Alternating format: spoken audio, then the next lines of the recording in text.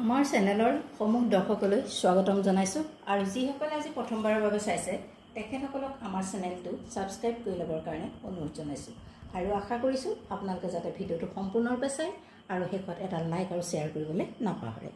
আজি আপোনালোকক পদ্মিনী বাই মাৰ্চাৰাইজ কটনৰ এখন চাদৰ দেখুৱাবলৈ লৈছো। এয়া চাওক, সেউজীয়া পাৰি, আগত সেউজীয়া ফুল আৰু গোটেই গাতে সেউজীয়া বুটা আছে।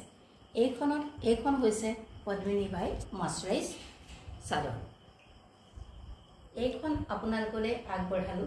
যদিহে পছন্দৰ ভিতৰত পৰে তেন্তে হলে চাদৰ সম্পৰ্কীয় সকলো কথাৰ বাবে আপোনালোকে আমাৰ হোৱাটছআপ নম্বৰত কন্টেক্ট কৰিব পাৰে, মেছেজ দিব পাৰে বা এইটো নম্বৰত আমাক কল কৰি সুধিব পাৰে।